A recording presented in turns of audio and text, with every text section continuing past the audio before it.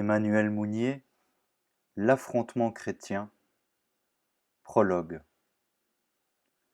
On peut hésiter sur les problèmes et sur les situations qui seront proposés demain à la conscience chrétienne. Rien n'est moins douteux que le tour qu'ils prendront, l'air qu'on y respirera. 150 ans de dictature, de guerres et de révolutions ont durci à l'extrême le cœur et la peau de l'Européen. En bien et en mal, ils l'ont simplifié. Aussi bien, au guichet où nous voilà parvenus, des dieux sommaires sont-ils postés. Insensibles aux habiletés, ils écoutent à peine les raisons, et le passant perdu dans leurs soucis, ils l'estiment en gros à la figure qu'il fait. Ce n'est peut-être pas une si mauvaise manière de trier les hommes. Tout le reste peut se troquer hâtivement, à 2 pas du contrôle, s'acheter contre des fortunes, s'imiter. Mais le reflet sur notre visage des questions soudaines et aveuglantes, tombées d'un univers étrange où les notions communes sont entrées en fusion, met notre tenue au bord des dangers, où la mort est possible au détour de chaque chemin et de chaque idée, suffisent à apprécier ce que nous sommes quand il ne nous reste plus rien.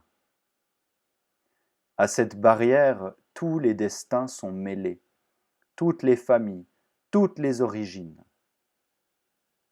L'homme chrétien, ou celui qui se présente comme tel, y subira la mesure commune. Il en sera peut-être choqué. À trop s'approprier les grandeurs qui ne sont à personne, à trop oublier dans les cours et près des pouvoirs sa condition de dissident, il a gardé souvent l'insupportable prétention de se vouloir toujours privilégié dans les affaires ordinaires. Le droit commun lui paraît toujours un peu commun. Un catholique français imaginait-il volontiers, dans les 100 dernières années, que les prisons pussent être une place plus normale pour lui que la bienveillance rassurante des discours officiels? Les faits en ont jugé. Que l'homme de nom chrétien ne compte donc pas sur ces titres historiques. Ils sont ternis de mauvais souvenirs, et les parchemins sont un fragile argument en pleine bataille. Qu'il attend de peu de ses habitudes d'éloquence et de cette panoplie de raisons qui font partie de son confort. Comme les autres, au bord de l'avenir, il sera enrôlé ou refusé à son allure, sur quelques gestes élémentaires, d'autant plus importants que, malgré lui, il y engagera plus que lui-même, la foi et l'Église qu'il est censé représenter. Y songe-t-on assez? Se soucie-t-on de former des hommes démonstratifs tout autant que d'entretenir les démonstrations traditionnelles en bon état de service? Avons-nous gardé assez vif dans notre chrétienté d'Occident le sens prophétique de l'homme nouveau? Il est cependant, à chaque minute, proposé à notre fiat, comme il le fut au premier jour, l'homme nouveau. J'entends un tumulte de docteurs et de rentiers, trop indistinctement mêlés, jeter le sarcasme sur les régimes qui prétendent l'instaurer par décret. Leurs ironies fussent-elles 100 fois justifiées, le portier de l'histoire ne regarde pas à leurs raisons, il regarde leur visage. Il ne sait pour l'instant qu'une chose, on lui demande des hommes forts. Les forts, passez, vous vous expliquerez après. Ce directeur de collège proteste, il était sûr d'avoir un bon pourcentage. N'était-il pas spécialisé dans la fabrication de qualité? Ne produisait-il pas à pleine porte l'homme subtil, l'homme distingué, l'homme scrupuleux, le pur? Le portier jure et le refoule avec son troupeau béni. Il était, le pauvre, tout affairé à préparer l'année 1660, à dépayser dans le jardin des vertus et des racines grecques des garçons qu'il trouvait un peu rudes. Le portier de l'avenir se moque de l'année 1660. il regarde ces êtres courbes qui ne s'avancent dans la vie que de biais, et les yeux abattus, ces âmes dégingandées, ces peseurs de vertu, ces victimes dominicales, ces froussards dévotieux, ces héros lymphatiques, ces bébés suaves, ces vierges ternes, ces vases d'ennui, ces sacs de syllogismes, ces ombres d'ombre. Est-ce là l'avant-garde de Daniel marchant contre la bête? Pour effacer d'un coup tant d'images accablantes, il suffit de 10 visages de moines perdus au fond d'un monastère, de cette paysanne espagnole que j'entrevis un jour au plus épais secret d'une petite église de Tolède, les bras écartés d'un geste souverain, droite comme une reine dans son agenouillement. Mais faut-il donc fouiller les monastères et les chapelles castillanes pour recueillir les reflets mourants d'un feu qui doit embraser le monde? Est-il donc vrai que le christianisme, propre à jeter une lueur paisible sur les civilisations vieillies et les vies à leur déclin, est un poison pour les muscles jeunes, un ennemi de la force virile et de la grâce naturelle, une molle maladie de l'Orient tombée sur l'homme grec parce qu'un petit fanatique de Tarse échappa par malheur à la tempête? Jamais cette question n'a été plus émouvante. Au moment où, d'une puissante nausée, l'Europe vomit d'un coup le tiède XIXe siècle, elle se retourne vers cette langueur affreuse qui l'humilie encore dans ses forces renaissantes. Et la voix du dur prophète de Sils Maria lui arrive grandie par sa détresse. Défaillance de l'instinct, démission du vouloir ou inconsistance de l'esprit, ce je ne sais quoi qui a cédé au premier cri de guerre, serait-ce un effet lointain de la maladie chrétienne? Le christianisme est-il un pseudonyme de la coalition des faibles et des peureux? Hante-t-il les carrefours de la décadence? Et, dans la mesure où il recèle une force d'insurrection, ne serait-il que l'insurrection de ce qui est servile contre ce qui est élevé, de la médiocrité contre la noblesse, du sommeil contre la vie, de la sottise contre la culture, du troupeau contre l'élite?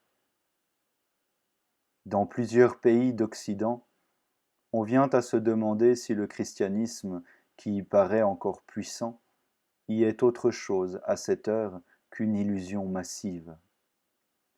Sur la permanence des cérémonies et le flux somnolent des foules, on perçoit déjà, menus, mais de plus en plus nombreux, comme les premières gouttes d'un orage, les signes furtifs de la plus grande tempête peut-être qui doivent submerger les édifices de la chrétienté.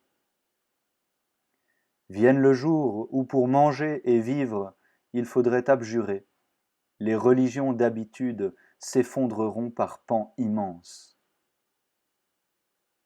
Je ne vaticine pas, j'entrevois une hypothèse qui n'est pas un jeu d'esprit. Ce jour-là, qui peut ne pas être, qui peut être proche, on pourra se demander s'il reste un chrétien dans le monde civilisé. Il faudra chercher dans les venelles et dans les taillis le christianisme héroïque, où se refera dans une vie hardie une vision neuve de l'éternelle tradition. Que la question soit posée dans cet appareil tragique, ou qu'elle le soit par degrés insensibles, que notre christianisme désincarné s'écroule dans un combat, ou qu'il s'assoupisse lentement dans son bien-être, il n'échappera pas au jugement de l'histoire. Au lendemain de 1940, un jeune Belge, sur qui, 10 ans plus tôt, les forces catholiques vivantes de son pays plaçaient quelque espoir, publiait des souvenirs qui ont une valeur de signal. Oublions un instant leur inculture prétentieuse et les bassesses qui s'y mêlent à une certaine volonté de grandeur. Ce garçon, qui poursuivit quelque temps dans la vie errante du pèlerin et dans le silence du cloître, la saveur perdue d'un christianisme aventureux, n'est pas un médiocre. Sans doute confond-il un peu trop la grandeur avec la fièvre des sens. Mais si finalement il crut l'avoir trouvée aux antipodes du christianisme, Faut-il tenir quitte de son abjuration la chrétienté somnolente dont le dégoût a stimulé ses premières révoltes? On répugne à poser le nom de Nietzsche sur des expériences de cette nature. Le chevalier à la mort a tourné bien des têtes. Il n'avait aucune espérance, mais il voulait la vérité. De tous ces Nietzschéens, plus turbulents que lutteurs et plus avides qu'exigeants, combien, comme Nietzsche, ont cherché dans la douleur et jusqu'à l'épuisement le plus pur cristal de la vérité avant de la jeter aux flammes. Devenir dur lentement, lentement, comme une pierre précieuse, disait Nietzsche. Ce vertige collectif dont il s'enivre, ce rut de troupeau qu'il nomme communauté, qu'ont-ils de commun avec l'éblouissement qui sortait des creusets du vieil alchimiste? Les meilleurs de ces ardents ne sont donc que des adolescents bruyants en face de la plus modeste figure de saint. Et il y avait de la sainteté chez Nietzsche, emportée dans un courant d'enfer. Il n'empêche que le marais chrétien, où ils vont raviver leur dégoût, fait triste figure devant la dureté qu'ils essayent de donner à leur vie, leur mépris du médiocre et leur face-à-face avec la mort. Peu nous importe que le christianisme total leur ait répondu par avance, ce qui importe au destin du chrétien d'aujourd'hui, c'est que le christianisme d'aujourd'hui est la ressource de donner dans la réalité d'aujourd'hui une réponse actuellement victorieuse à la plus rude des questions qui l'ait secouée. Non pas seulement un rappel de raison, une victoire dialectique, mais un dépassement réel qui enveloppe, dissolve et transfigure dans la foi vécue l'angoisse déposée par Zarathustra au cœur de la conscience contemporaine. Elle n'est pas réservée au sanctuaire des philosophes. Deux jeunes prêtres jossistes, s'interrogeant sur les conditions de l'action chrétienne en milieu ouvrier, concluaient récemment que l'ouvrier moderne, pour entrer dans une sphère de vie chrétienne, n'est pas tant arrêté par le saut spirituel de l'incroyance à la foi que par le dépaysement sociologique ou l'appelle le style de vie moyen des chrétiens pieux. Il leur semble que, pour aimer le Christ, il leur faudrait accepter comme une déchéance, comme un amoindrissement de leur personnalité de rudes travailleurs, et ils se refusent à ce qui leur apparaît comme une perte d'humanité. Ce sentiment de supériorité virile est très largement répandu dans les milieux étrangers au christianisme, et seule la myopie qui protège les sociétés repliées sur elles-mêmes empêche beaucoup de chrétiens d'en ressentir l'injure. Ils ne voient pas qu'on les regarde du dehors comme des hommes mal poussés et un peu ridicules. Ceux qui sont plus ou moins sensibles à ce mépris lui donnent trop souvent un demi-consentement. De père en fils, on voit se développer, en milieu formellement chrétien, un complexe d'infériorité collectif mal avoué. Sous une pratique extérieure encore solide, un cœur incertain accepte secrètement l'infériorisation publique de la vie chrétienne. Les uns sont encore convaincus de la vérité finale du christianisme, mais leur foi débile se faisant battre sur tous les terrains immédiats, ils lâchent partout du lest. D'autres, au contraire, restent attachés à un style de vie chrétien, à une certaine atmosphère morale, mais au fond d'eux-mêmes, ils tiennent le reste pour mythologie. Ces duplicités gardées dans l'ombre contribuent beaucoup plus que les obstacles extérieurs à ce manque d'assurance et d'assiette qui dénonce si fréquemment aujourd'hui l'homme religieux. Voilà le mal. Quel en est le secret? Est-il une dépression momentanée de la vie chrétienne? Une décadence définitive? Le christianisme portait-il en lui-même une faiblesse initiale dont les effets viennent enfin au jour, après avoir été retardés par la lenteur et la complexité de l'histoire?